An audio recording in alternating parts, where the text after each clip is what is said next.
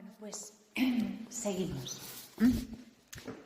Hemos visto la voluntad de Dios y luego pensando cuál podía ser el segundo tema, pues he tenido un momento, os lo confieso, de lucha, tentación, ¿qué hago, qué digo? Pero luego he dicho no, a ver, huir es de cobardes y me tiro a la piscina, ¿vale? Entonces, vamos a hablar de un tema que no es cómodo, pero es necesario. De aquel que por sistema siempre nos quiere alejar de Dios, de nuestro enemigo, del único enemigo real. Y vamos a empezar leyendo un pasaje evangélico de Mateo, en su capítulo 12. Y nos dice así: le acercaron entonces un endemoniado ciego y mudo. Jesús lo curó y el paciente recobró la vista y el habla. Toda la multitud decía asombrada: ¿no será este el hijo de David? Pero los fariseos, al oír esto, dijeron: si éste echa a los demonios, no es más que con el poder de Belcebú, el jefe de los demonios. Jesús, sabiendo lo que pensaban, les dijo: todo reino dividido quedará asolado y ninguna ciudad, familia dividida podrá mantenerse en pie. Pues si Satanás echa a Satanás, es que se ha enfrentado consigo mismo, y entonces, ¿cómo podrá mantenerse en pie su reinado? Además, si yo echo los demonios con el poder de Belcebú, vuestros adeptos, ¿con poder de quién los echan? Por eso ellos mismos serán vuestros jueces. En cambio, si yo echo los demonios con el Espíritu de Dios, señal que el reinado de Dios os ha dado alcance. ¿Cómo podrá uno meterse en casa de un hombre fuerte y bien armado y arramblar con todo su ajuar si primero no lo inmoviliza? Entonces sí podrá arramblar con toda la casa. El que no está conmigo está contra mí. El que no recoge conmigo desparrama. Por eso os digo, a los hombres se les podrá perdonar cualquier pecado o blasfemia, pero la blasfemia contra el Espíritu Santo no tendrá perdón. Si somos sinceros, y debemos serlo, porque si delante del Señor no somos sinceros así, pues vosotros me diréis cuándo, ¿no? Pues si somos sinceros, tenemos que reconocer que todo este pasaje evangélico, todo este episodio, nos resulta rarito, resulta extraño. Y no porque lo queramos rechazar por razones personales, ¿no? Sino que en realidad nos repele porque hay una raíz más profunda, ¿no? Nos repele todo lo que tiene que ver con el enemigo, porque viene del modo de pensar y del sentir habitual en que estamos inmersos en esta sociedad que nos ha tocado, ¿no? Lo que se narra en este pasaje evangélico es esencial, muy importante para la comprensión del Nuevo Testamento y sobre todo para comprender la actitud de Jesús. A veces leemos cosas en el Evangelio, en general pillamos más o menos de qué va el tema, pero a veces vemos actitudes, palabras, gestos de Jesús que nos descuadran un poco, no entendemos, ¿no? Pues para entenderlo bien es importante todo esto que vamos a decir a continuación, ¿no? Tenemos que tratar de erradicar de nuestro corazón cualquier repulsa y dejarnos instruir con mansedumbre, con paciencia, con humildad, por la palabra de Dios. Tenemos que cambiar no solo nuestra manera de pensar, sino también nuestro modo de sentir. Es importante educar nuestra sensibilidad y erradicar, que es la lucha que yo he tenido antes de esta charla, no hoy, ¿no? sino estos días previos, erradicar el pudor a la hora de hablar del demonio.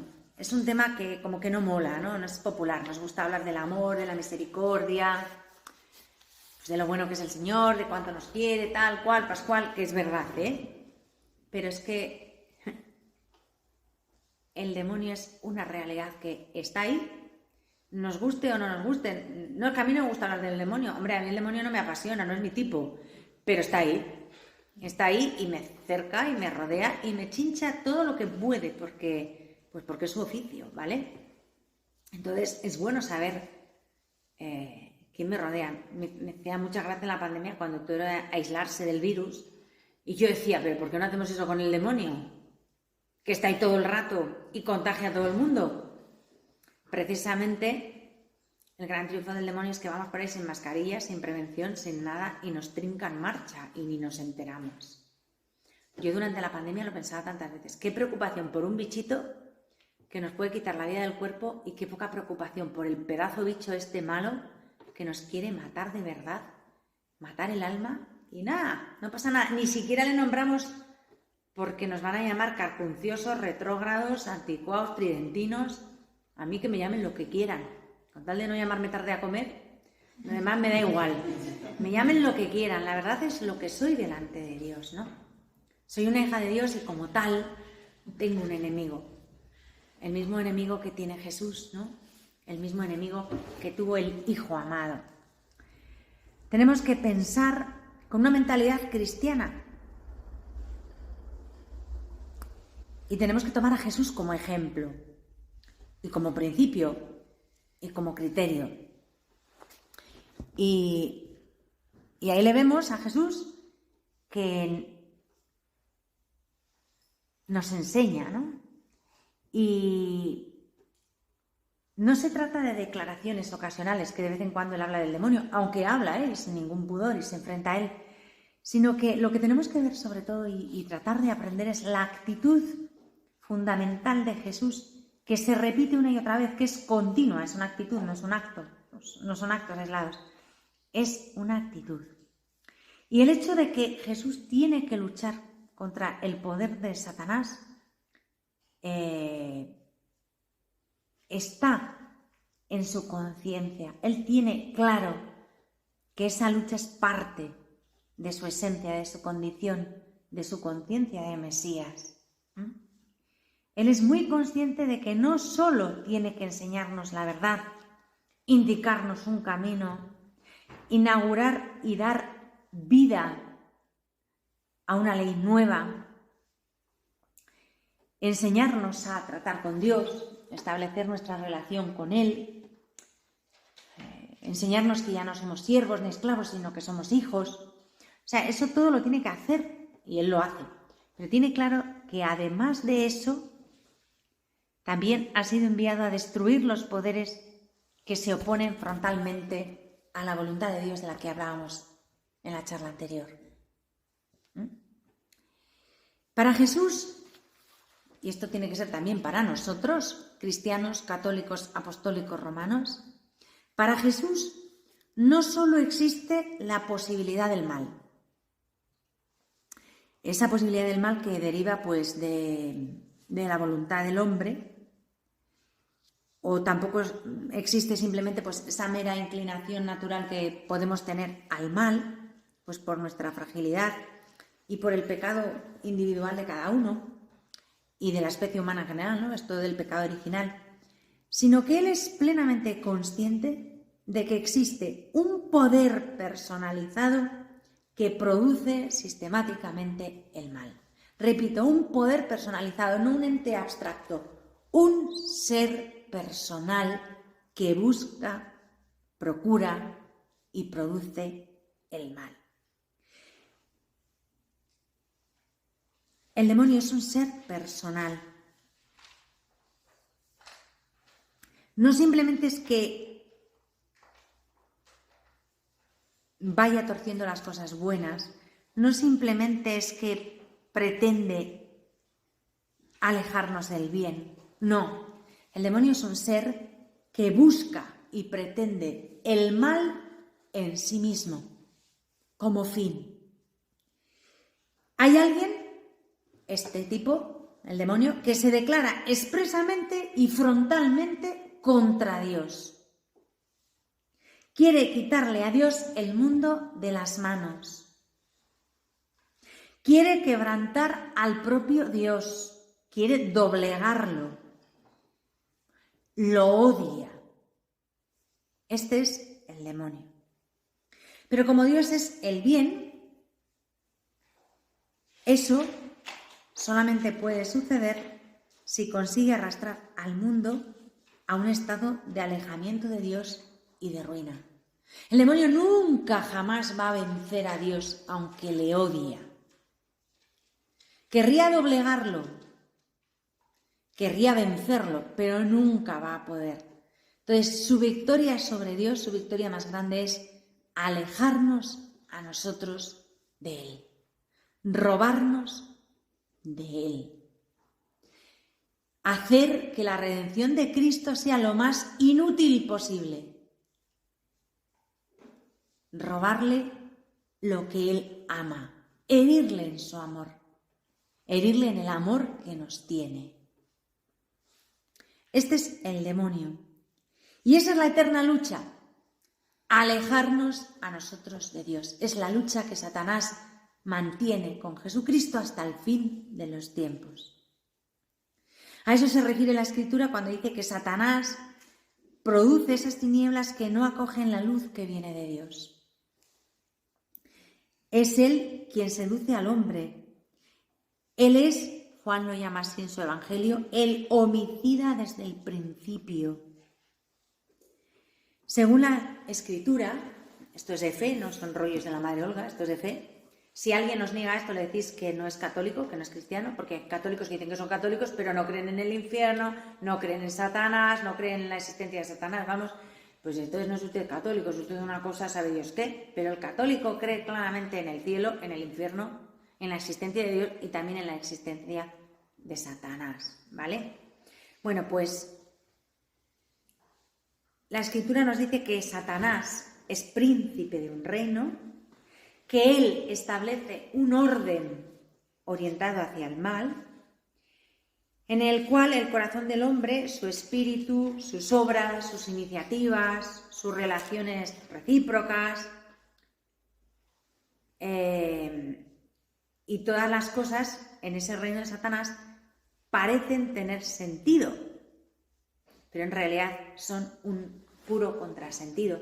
Satanás es mentiroso y padre de la mentira. Entonces, la manera más común de alejarnos de Dios es engañarnos como a chinos. Y el problema es que cada vez hay más hombres supuestamente inteligentes que se dejan engañar hacia ese orden orientado hacia el mal, ¿no?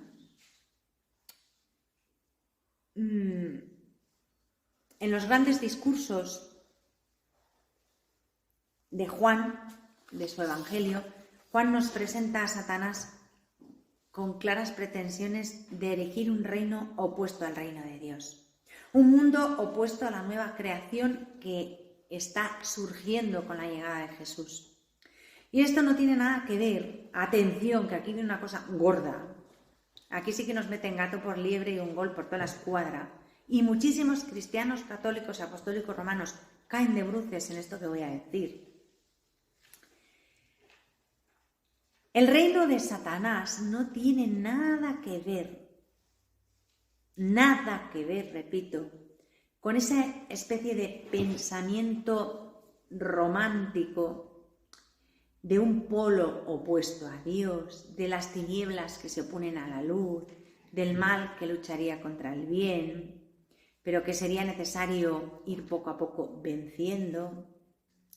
Y toda esa tontería de que la existencia tiene que construirse a partir del antagonismo de estos dos poderes. Todas esas tonterías son tonterías, pero son tonterías perversas. Es nueva era pura y dura. Esas ideas no son cristianas. Son extremadamente superficiales, frívolas.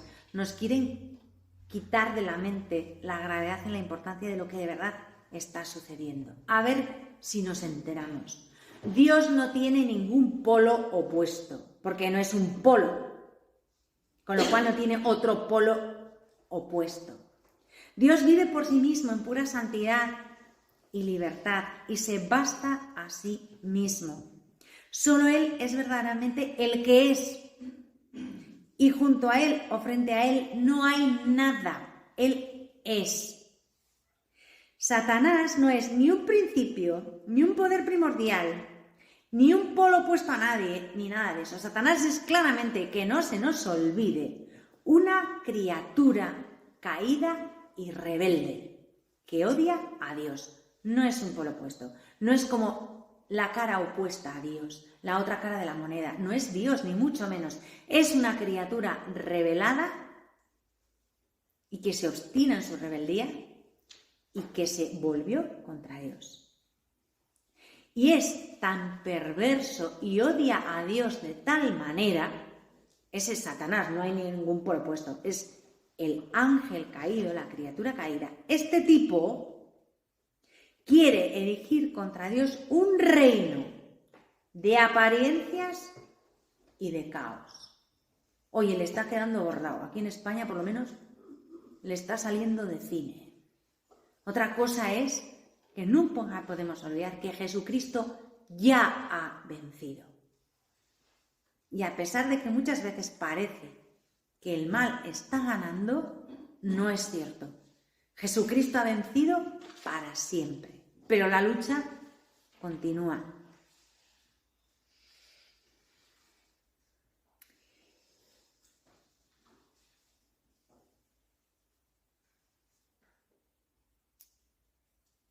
A propósito de que es una criatura caída y rebelde, quiero resaltar una cosa. Aquí el problema no es caer, porque todos caemos unas veces más, otras veces menos, pero la única que no cayó nunca fue la Virgen María. El resto, quien más, quien menos, nos hemos pegado más de una morrada, y algunas gordas de entidad. El problema no es caer. Dios cuenta con nuestra fragilidad y nuestras caídas. Y ahí está su misericordia. El problema no es caer, el problema es permanecer rebeldes en nuestra caída. La rebeldía es del demonio siempre.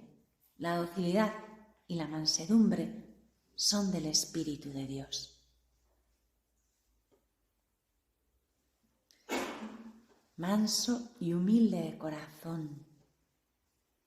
Dócil, como cordero manso. Este es Jesús, este es el modelo. Este es el antagonista, el verdadero opuesto al demonio. La rebeldía, la obstinación en el mal es lo que es verdaderamente grave. Satanás, como decimos, está intentando erigir contra Dios un reino de apariencias, de puras mentiras, de fachadas y de caos.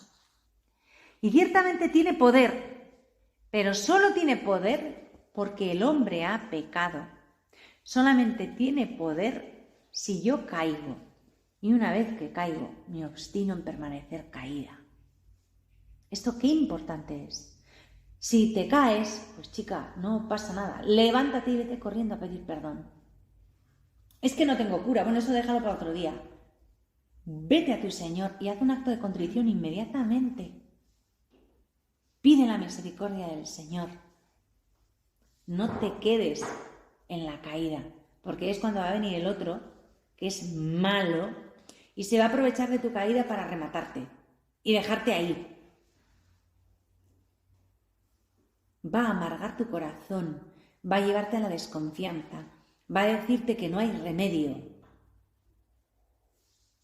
que todo es inútil, que todo es vano, que te vuelvas contra Dios, que para qué.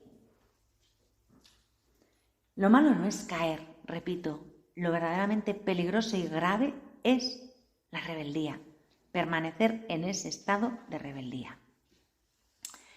Digo que Satanás tiene poder solamente porque el hombre ha pecado.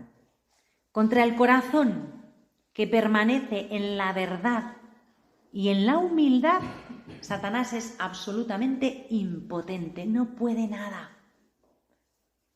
Por eso la Virgen le pisa la cabeza y así lo representa la iconografía clásica cristiana, porque ella es la humilde, la que pertenece a Dios, la que se entrega a Dios, la obediente, la que vive en la verdad.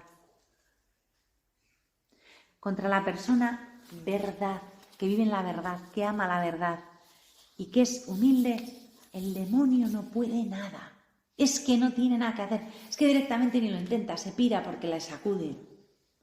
En cuanto intenta tentar a alguien así, es que se da contra una pared y sale mareado perdido. Sale mal. ¿A quién va? Al que no es transparente, al que no es humilde, al que no es veraz, al que tiene 24.000 capas dobleces. Ese es terreno abonado para la tentación. Y con ese Satanás juega los bolos hasta que se lo cargue del todo. El poder de Satanás llega hasta donde llega el pecado del hombre y durará hasta el día del juicio. Es largo en sí, porque cada instante del mal es terriblemente largo para el hombre, expuesto a ese peligro, pero no es nada frente a la eternidad. Acordémonos que dice el Apocalipsis, pronto pasará. El momento de la tentación pasará pronto. Otra cosa es que cuando estamos tentados aquello parece que no tiene final, que no tiene salida, que nos morimos ahogándonos en esa situación que es intolerable, que es insoportable. Pero pensad siempre en las palabras del Señor en el Apocalipsis, pronto pasará. La Santa Madre dice, poco durará la batalla y el fin es eterno. Pronto pasará. Bueno, pues, descrito el amigo más o menos unas pinceladas, porque es casi indescriptible la perversidad de Satanás. Volvemos a lo que nos interesa, y es que Jesús sabe perfectamente, tiene clarísimo que ha sido enviado contra Satanás. Ha venido a liberarnos de la tiranía de ese ser malo, de ese ser maligno. Liberarnos de la tiranía del demonio. Y sabe que para eso es imprescindible iluminarnos con la verdad de Dios. Tiene que iluminar con la luz de Dios las tinieblas que Satanás ha producido. Reducir con el amor de Dios, pues, la convulsión de nuestro egoísmo. Tantas cosas tremendas a las que nuestro egoísmo nos conduce. Tiene que romper la dureza y la rigidez de nuestro odio. Superar con la fuerza creadora del Padre, pues, toda esa fuerza devastadora del mal que ha ido destrozando almas y corazones. Jesús las recrea y las hace nuevas. He aquí que yo hago nuevas todas las cosas. Renueva todo aquello que ha sido asolado, incendiado, devastado por el mal. Jesús viene a disipar, porque Él disipa. Su poder es infinitamente mayor que el de Satanás. Con la pureza de su ser, de su bondad.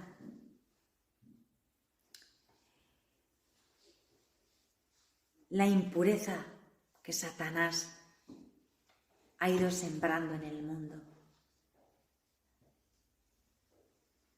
Por eso Jesús lucha a brazo partido contra el espíritu del mal, contra el maligno.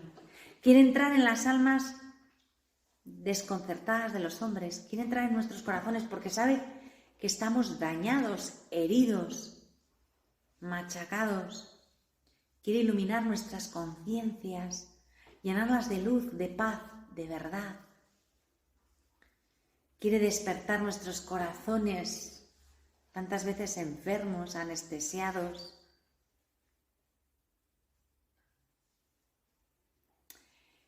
Para sacar de ellos lo mejor, para liberar todas sus fuerzas buenas, todo lo bueno que hay en nuestros corazones. Quiere despertarlo y sacarlo a la luz. Quiere devolvernos a la vida. Sabe que estamos medio muertos y no quiere que muramos del todo. Por eso ha venido.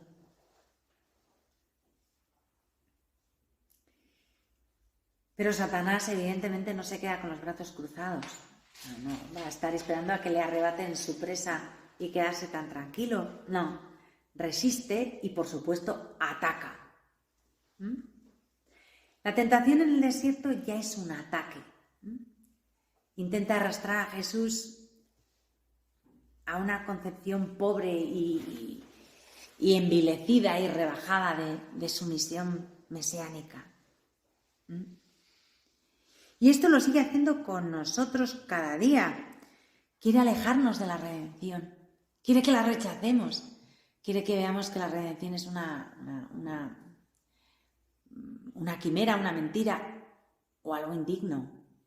Quiere que nos avergoncemos de la cruz a toda costa. Quiere que repudiemos la cruz. Quiere que nos volvamos contra Dios y rechacemos la cruz. Quiere que nos rebotemos y nos enfademos contra Dios cuando permita el sufrimiento en nuestra vida. Quiere que entendamos el sufrimiento como una maldición, como una venganza de Dios, como un castigo, cuando no lo es. Es un instrumento en manos de Dios. Y es don y es regalo. Pero en Dios, con Jesús, el sufrimiento es una bendición y es redentor, es medicina. Satanás hace todo lo posible para que lo veamos desde el otro ángulo. Nos escandaliza nuestros corazones para que vivamos como enemigos de la cruz de Cristo y la repudiemos. Nos turba, nos irrita, nos crispa, nos empuja a la rebeldía, al rechazo de Dios, a huir de Él. Oscurece nuestras mentes para que no acojamos el mensaje de Dios. Nos engaña por dentro, nos aleja de la verdad, nos roba la alegría, la esperanza, la paz.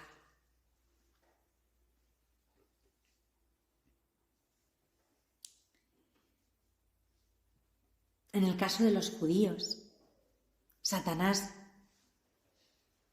con el pretexto de velar por el honor de Dios y por la ley, los enfrenta con el Hijo. Y de alguna manera hoy, a nosotros que no somos judíos, nos intenta enfrentar con el Hijo. ¿Sabéis cómo? Enfrentándonos con la Iglesia. La Iglesia es la verdadera esposa de Cristo. Así la denomina San Ignacio. La vera esposa de Cristo. La Iglesia nace de Cristo, nace de su costado. La Iglesia es Jesús. Y escuchamos su palabra. Quien a vosotros oye, a mí me oye. Quien a vosotros desprecia, a mí me desprecia. La Iglesia es nuestra madre. La Iglesia es Jesús. Y fuera de la Iglesia, ¡qué peligro! ¡Qué miedo! Estamos fuera de casa, estamos a merced del enemigo. Tenemos que refugiarnos en el regazo de esta madre que es la Iglesia.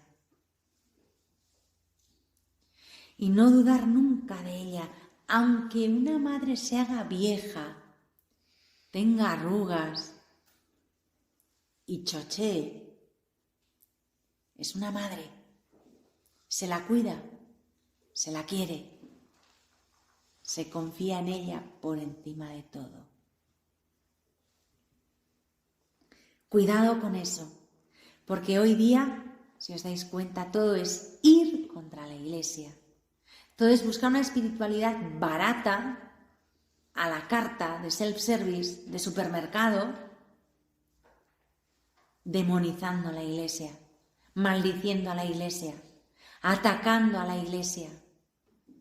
Detrás de todo eso solamente hay un nombre y un artífice: Satanás. Tenemos que enamorarnos de la Iglesia como locos amarla con locura y defenderla siempre. Porque la Iglesia es santa y es inmaculada, a pesar de las miserias de los que la componemos. Por encima de nuestras miserias es santa e inmaculada. Es la esposa amantísima de Cristo, la que nace de su costado. La vera esposa de Cristo. La bella esposa de Cristo. El demonio quiere alejarnos de ella porque sabe que ahí, en la calle, estamos a su merced. Fuera de casa, en la calle, somos presa fácil para él.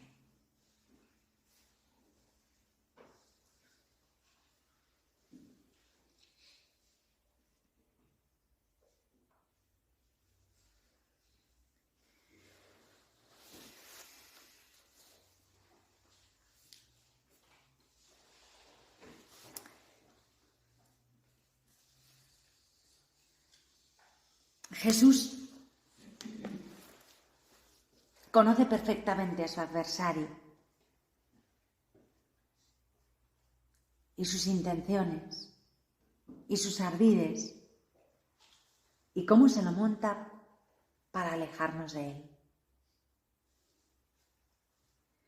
Pero permanece en paz, permanece firme, por lo que decíamos antes, aferrado a la voluntad del Padre, que nos hace invencibles, humildes, dóciles, abrazados a la voluntad de Dios. El demonio no tiene nada que hacer con nosotros. Y así permanece Jesús. No se deja intimidar por nadie, y menos por Satanás. Permanece en paz, imperturbable, y mantiene en pie la redención con absoluta claridad, sin permitir que nada ni nadie oscurezca el mensaje. Jesús no minimiza el mensaje ni una brizna, no endulza el Evangelio, no lo adultera, nos transmite el querer y el sentir del Padre con absoluta claridad, sin miedo. Jesús no deja que el odio, cuidado que esto es importante, no deja que el odio lo arrastre a un odio más intenso, que es a donde nos quiere llevar siempre el demonio, a odiar. Porque si consigue que odiemos, aunque sea un poquito, ¡guau!, nos ha metido un gol por toda la escuadra. La persona que guarda odio en su corazón está herida de muerte, como no quite ese odio de su corazón. Porque una vez que Satanás se mete un poquitito en nuestro corazón, una pizquitita de odio, un poquito, odia un poquito al de al lado, un poquito, dice, bueno, un poquito no pasa nada, no estaré amando a Dios sobre todas las cosas y al prójimo de la mejor manera, pero un poquito es una entrada a Satanás en tu alma. El odio es Satanás. De la misma manera que el amor es Dios, el odio es un ser personal, que yo admito en mi vida o rechazo. Jesús no deja en ningún momento que el odio le arrastre a un odio mayor. Jesús tiene motivos para odiarle, pero no entra en ese juego.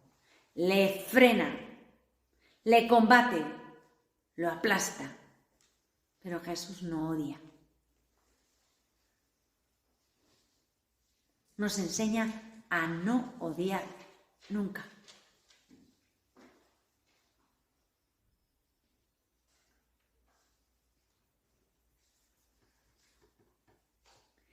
No se deja arrastrar por el odio a un odio más intenso, ni por la violencia a un espíritu de violencia, ni por la astucia a una inteligencia perversa.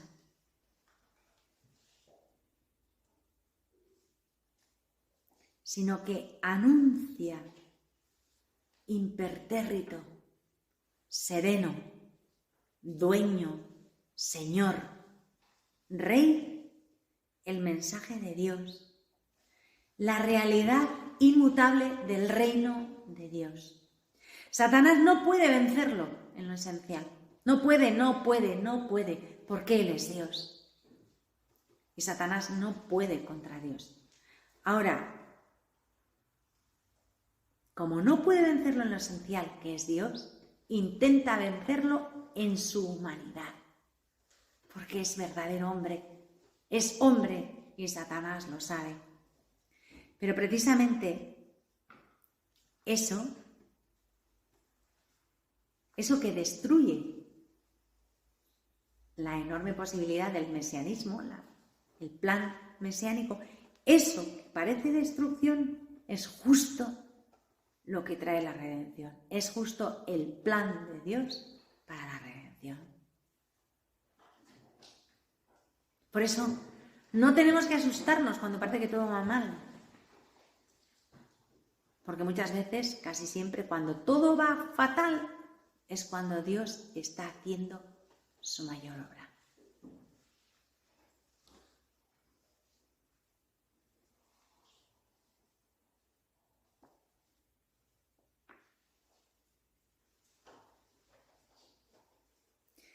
Aquí es donde Jesús solo aparenta, ser débil.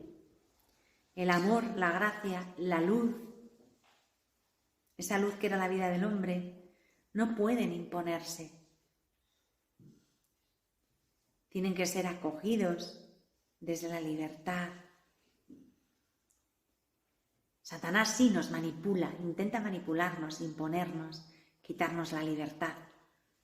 Jesús, precisamente porque nos ama, respeta nuestra libertad hasta el final. Y ahí parece más débil que Satanás. Y aquí está lo más grande de nuestra vida, de nuestra esencia, la libertad.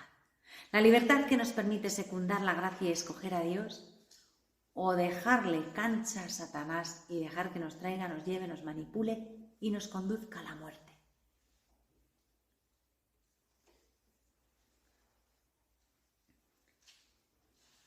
Por eso Jesús llega a lo más grande, lo que nunca Satanás es capaz ni de imaginar, porque es perverso. Y esto no entra en su capacidad, en sus parámetros. Jesús, la actitud del Redentor, se eleva a la grandeza del sacrificio. Llena el sacrificio de sentido. Acepta su propia inmolación y la convierte en expiación por nosotros. Y así lo que debería ser un instrumento de aniquilación y de muerte se convierte en salvación, en redención, en vida.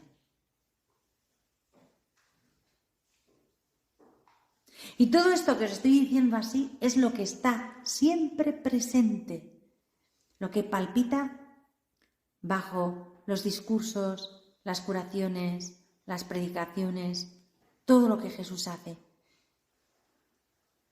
Siempre por debajo hay una lucha, un enfrentamiento tremendo, difícil de percibir a veces desde fuera, pero que es real.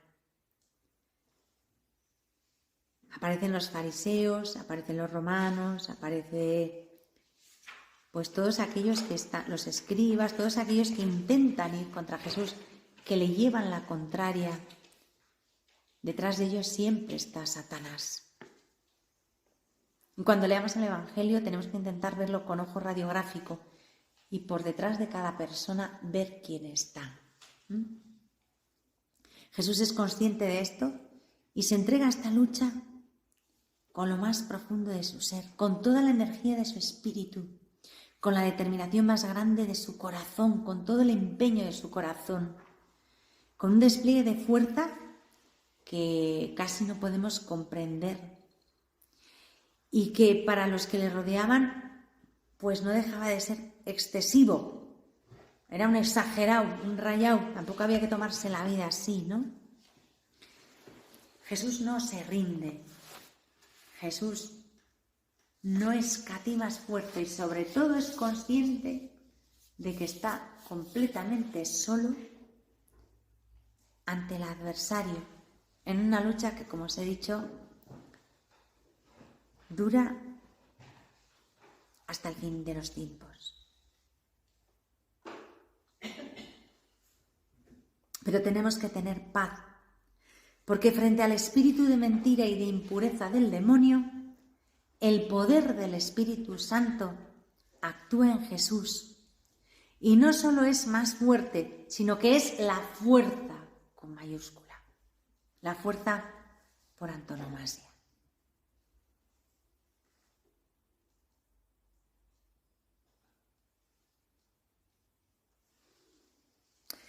Y recordemos el Evangelio que os he leído, ¿no?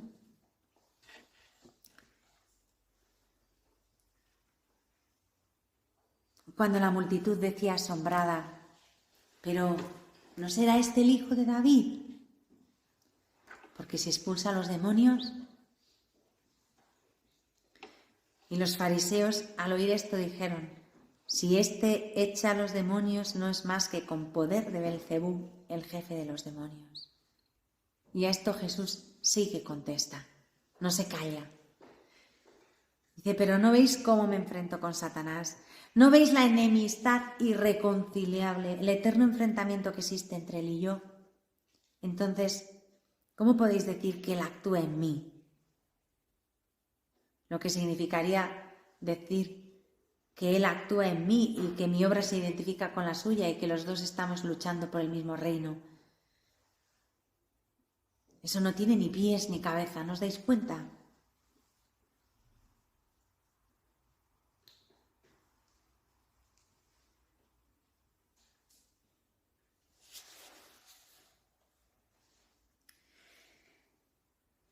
Y Jesús dice a continuación algo que es determinante y que tenemos que tener muy claro en esta vida, ¿vale? Que es otro de los grandes males de la sociedad actual.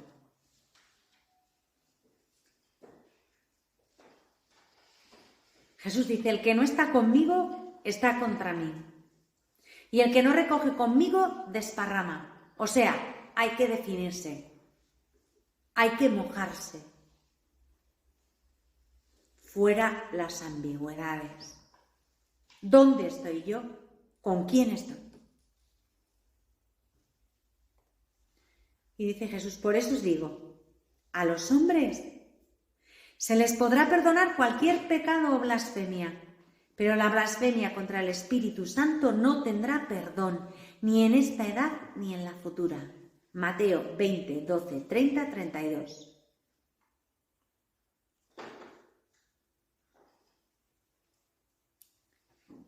¿Qué ha pasado aquí para que Jesús hable con esa contundencia?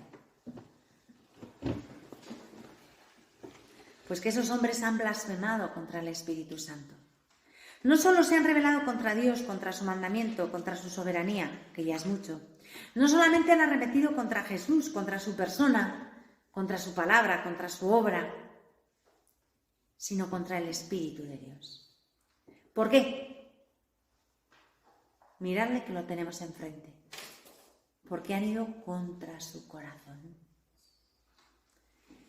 Se han atrevido a entrar y a juzgar el corazón de Dios, sus sentimientos más íntimos, su modo de pensar, sus intenciones, su manera de comportarse consigo mismo y con los hombres. El pecado contra el Espíritu Santo es juzgar la intención de Dios, juzgar y condenar, dictaminar, decir que lo que Dios alberga en su corazón no es bueno.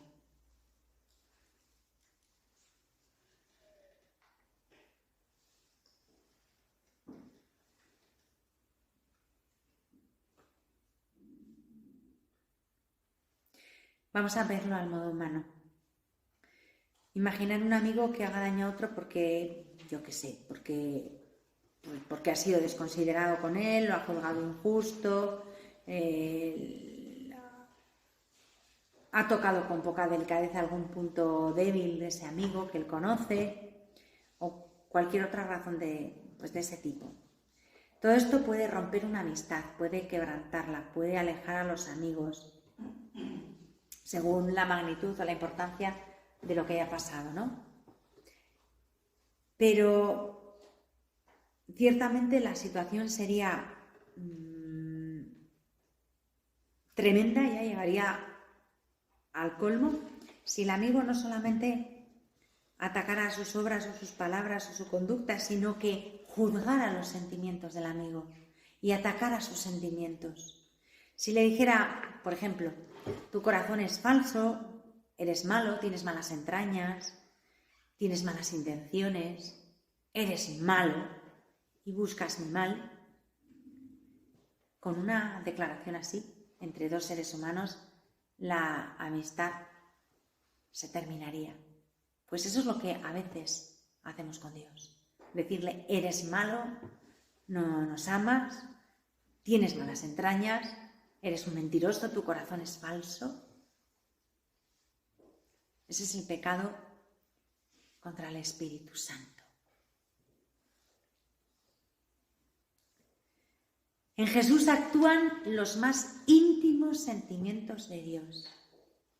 Y decir de él que es Satanás y que está actuando con el poder de Satanás es mala voluntad absoluta.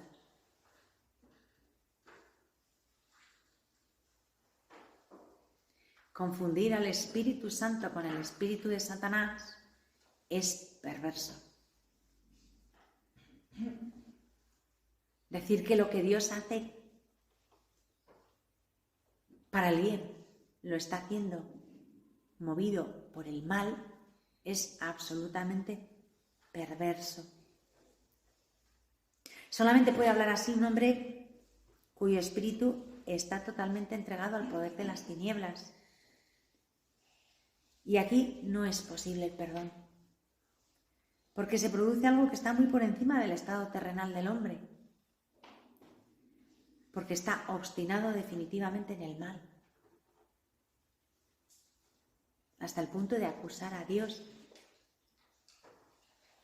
de actuar movido por el espíritu del demonio. Y los fariseos lo hacen. Echa a los demonios con el espíritu de Belcebú. Acusar de eso a Jesús es lo más perverso, lo más vil. Echa a los demonios con el espíritu de Dios del que está lleno.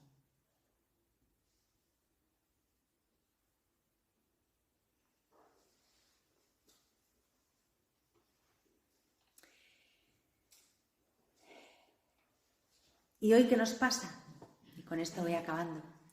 Que hemos liquidado a Satanás y a su reino. Y esto ha ido sucediendo poco a poco. Se empezó ridiculizándolo, poco a poco se ha convertido el demonio en una figura cómica y todos llevamos un poco en la sangre esa tendencia, porque forma parte de la cultura que nos rodea, ¿no? Y hemos empezado despreciándolo, riéndonos. De esa ironía se pasa a la incredulidad. Creemos que no existe, que son bobadas, que son mitos, que son cosas de viejas. Y con eso beneficiamos totalmente a Satanás y a su causa, ¿no? Le dejamos cancha y campo abierto para que nos toree a placer. Se ha pretendido demostrar que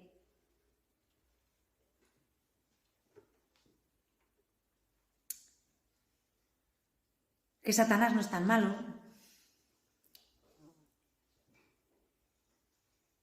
y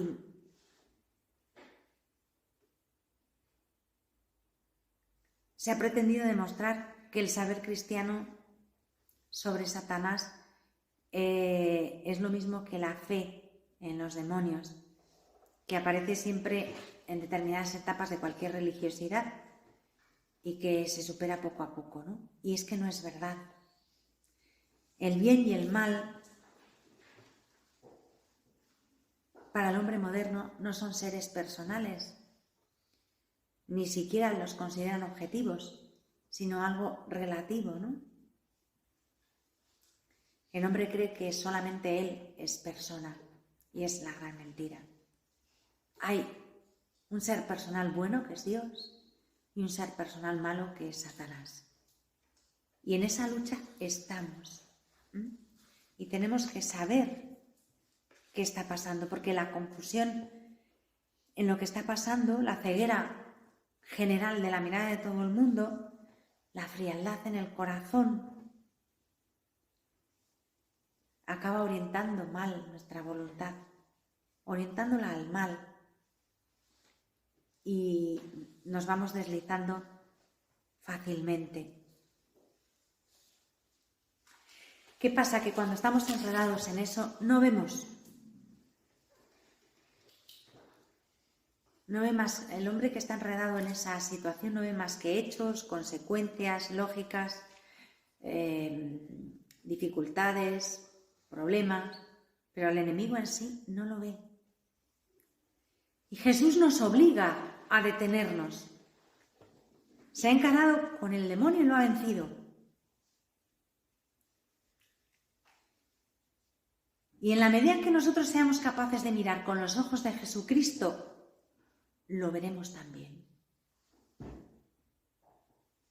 En la medida en que el espíritu y el corazón de Cristo estén vivos en nosotros, venceremos también a Satanás.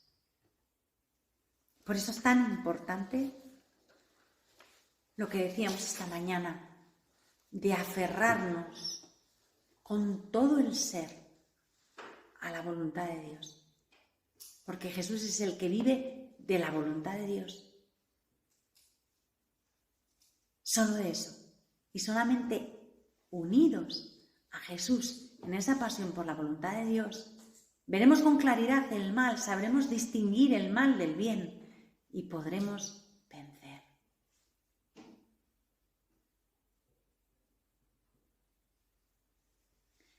Ver todo como Jesús lo ve. Ver el mundo como Jesús lo ve. Ver a los hombres como Jesús los ve. Ver el pecado como Jesús lo ve. Y ver a Satanás como Jesús lo ve.